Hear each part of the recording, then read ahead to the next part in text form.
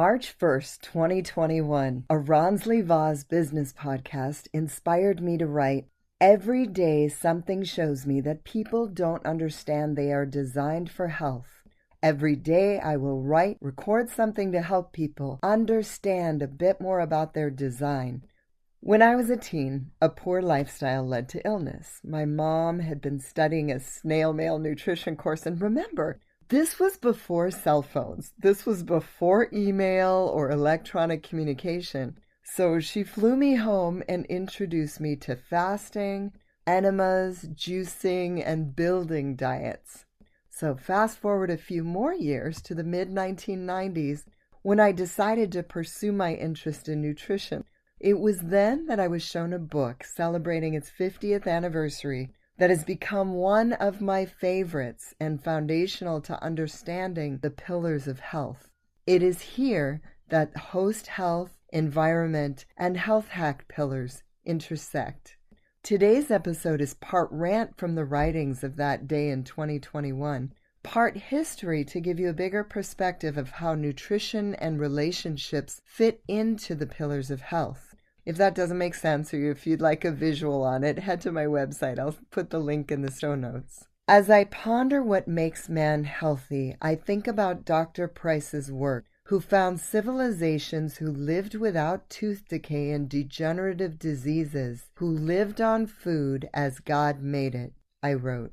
So today, let's begin with the story of Dr. Price. Dr. Weston A. Price was a dentist in the 1930s. He suspected that nutrition had something to do with health and teeth, and he went out to prove his hypothesis by traveling with his wife 150,000 miles around the world to find civilizations that had not touched our white flour, white sugar, and canned foods. These so-called primitive peoples had diets that varied by region, but one thing they all had in common is that their diets all contained far more minerals and vitamins, far more nutrition than the modern foods that we live on today. The book Nutrition and Physical Degeneration was where Dr. Price documented his work, his exploration around those 150,000 miles. His work was held in great regard. In the 1938 preface, Ernest A. Houghton said, "So I consider that Dr. Price has written what is often called a profoundly significant book. The principal difference between Dr. Price's work and many others so labeled is that in the present instance, the designation happens to be correct. I salute Dr. Price with the sincerest admiration, the kind tinged with envy, because he has found out something which I should have liked to have discovered for myself," unquote. And then a quote from the 50th anniversary edition's foreword says, "I cannot emphasize too much the importance of this book. It should be made compulsory reading for every person who has anything to do with people's health, especially when it involves their nutrition. Unless we begin to take the message seriously, which was so well described by Dr. Price, I think we are in for some major health catastrophes." So I'm going to make the caveat, the Bible is definitely the most impactful book on spiritual health ever. This book, however, written by a human, has really impacted my life. So Dr. Price's story. Besides the obvious value in studying people who are eating native diets that have not lost nutrition through processing or travel, think about this for a minute. I have read that most of our food comes from 2,000 miles away. So we're in California. I think Florida is 3,000 miles away. So if we skip on Florida oranges and stick to Georgia peaches, we're still over 2,000 miles from home. When a piece of fruit travels 2,000 miles or any other piece of food, it has to lose nutrition. We know that light will dissipate water-soluble nutrients like vitamin C. Cutting open a seed will cause the vitamin E that protects that seed to dissipate. So traveling for months on end, I've actually read studies where oranges that we think of as being so high in vitamin C actually have none by the time they get to their destination. So this is a huge factor in the type of nutrition that we're getting. the distance that it comes before we eat it.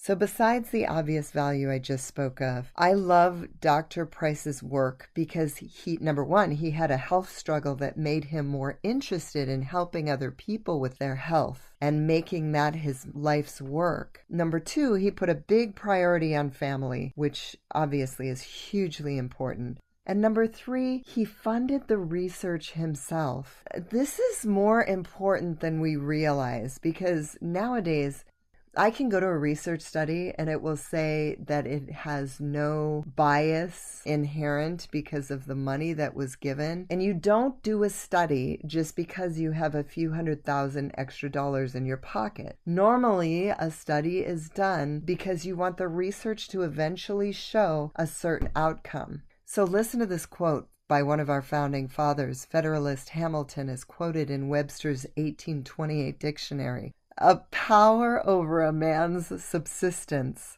amounts to a power over his will. One of the major problems with our food supply these days is that how we subsist or live has too many $ strings attached to it that can slant research.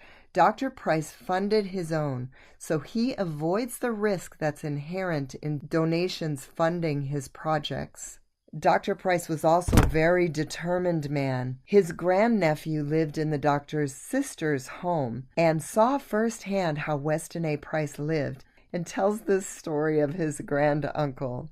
He said he was a determined young man, and one of his youthful writings tells the story of an older boy trying to take advantage of him, who, because he would not be beat, had outwitted his challenger. He was not to give up, and it served him well. He grew up on a 200-acre farm, so he knew the value of hard work. He lived in the country at a time when an academy first started. He was able to go from the Little Red Schoolhouse to the academy to the University of Michigan, where he got his master's degree and then became a dentist. When establishing his practice, he developed typhoid fever and almost died. His sister's husband took him to Lake Massanuga, where they camped, they fished, they prayed for him to regain his health. Weston loved the experience so much that after his travels, he created a retreat there so that others could enjoy the experience that had healed him and that he had treasured so much. Thousands of people attended his retreat annually. During his travels, he would stop in on his sister and her family and tell of the research he had discovered, or he'd send them tales from afar as he wrote to keep them updated on his journeys. So again, the moral of his story is threefold. Treasure good health while helping others find it. Value family and fund your own research. There are few places today where excess money is refused in order to keep the message one of truth. Look for those. The truth is, our food has lost the nutrition it once had. We probably have heard this, but how much less? In the 1990s, nutrition labels included more minerals, but they went and remade the RDAs to become RDIs. I think RDAs was reference daily allowance, and RDI has become reference daily intake. But I often wondered why we redid them to include mostly macros. So if you look at a label today, it includes fats, carbohydrates, and proteins, and sometimes it'll have a little bit of vitamins and minerals. But by ignoring vitamins and minerals, to me it almost seems like they're not as important. But here are a few things to look for when you look at a label. First of all, some of the most important things are not on the label. Fats, the type of fat that it is, it says saturated or unsaturated fat on most labels, but that's not really the most important thing. And so we'll talk about that. But carbohydrates and then proteins are on the labels. But another thing of big importance is the ingredients, the extra ingredients. So as you read an ingredient list, say, of bread, the first ingredient might be whole grain wheat, but it doesn't tell you when that grain was split apart, because as soon as it's broken open, it loses the vitamin E that protects the natural oils that are within that seed or that grain. So if it was just ground 2 days ago, you probably still have a lot of nutrition in it. But if it was ground a year ago and just turned into bread last week, it may be freshly baked bread, but it's not good for you. So that's what I mean by things that are important are not on the label. Another example of that would be with fats. With fats, unsaturated could mean monounsaturated, could mean polyunsaturated. And if it's polyunsaturated, it's got a lot more chance of being rancid. And rancid foods are one of the things that Dr. Price said are the biggest degenerative anti-nutrients of our modern society. So those are just a couple of things to look for. But there's another reason that they might have changed it to give them the benefit of the doubt. Maybe the government realized that where something is grown affects the nutrition it contains. And so a nutrition label of a processed food is not going to be very accurate because they didn't test that food individually to say, okay, this has this much of this. For example, right now in the States, most of our topsoil has eroded, and so our soil doesn't contain a lot of minerals.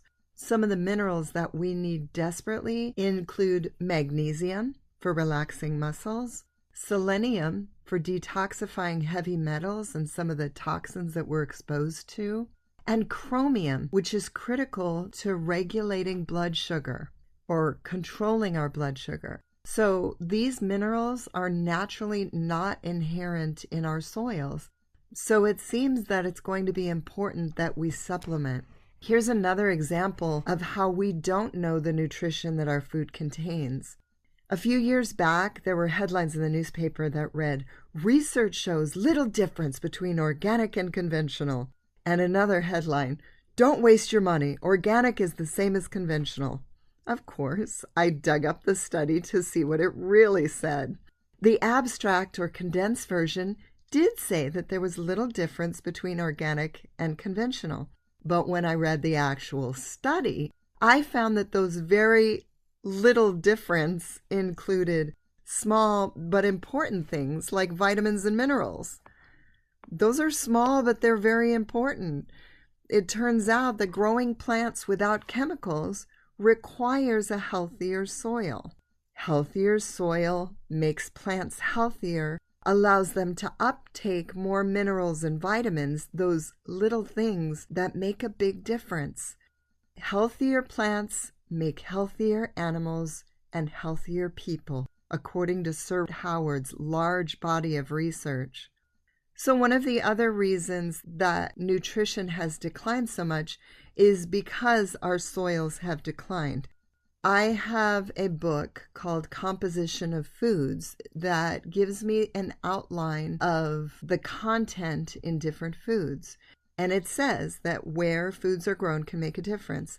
But one from the 1950s, a book from the 1990s, and a book from today would have very different levels of nutrients in the foods that are grown at that time. So, gosh, I wish I had some type of test or way to test it for you to say, here, this grown in my backyard has more nutrition than what you find on the supermarket shelf that traveled 2,000 miles.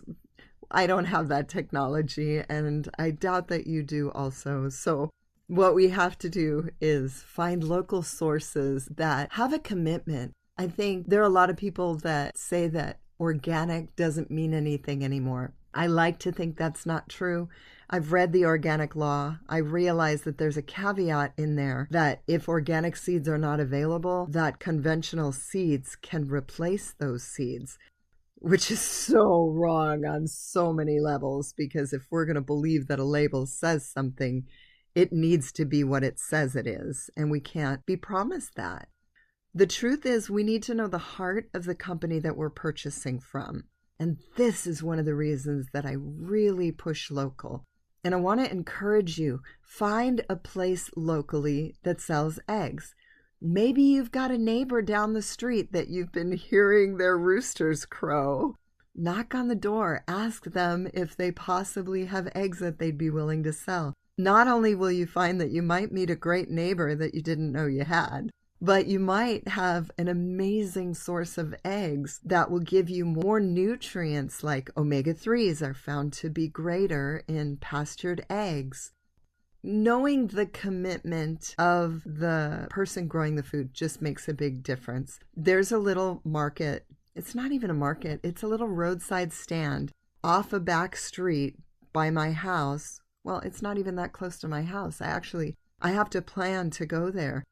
And they don't certify it organic, but I happen to know that the commitment of the farmer who either buys to resell local produce that's grown or grows a lot of the stuff himself has a commitment to making sure that the products that he sells don't have chemicals. How do I know? He grows a lot of strawberries. I have purchased strawberries before that will give me a UTI, the only thing in my whole life that's ever given me one. Because when I buy strawberries, I buy a whole bunch and I eat a whole bunch at one time. So that's a good way to test it. I don't know if that's a good way, but that's the way I tested. So I have eaten baskets of his strawberries and had no problem with it. Knowing the heart of the farmer is probably the best way to do it. Okay, so I got off on a tangent today with episode 4, and I will continue with research that Dr. Price has come up with in episodes 5, 6, and possibly even 7, because I think that his research is so important and you're going to be fascinated.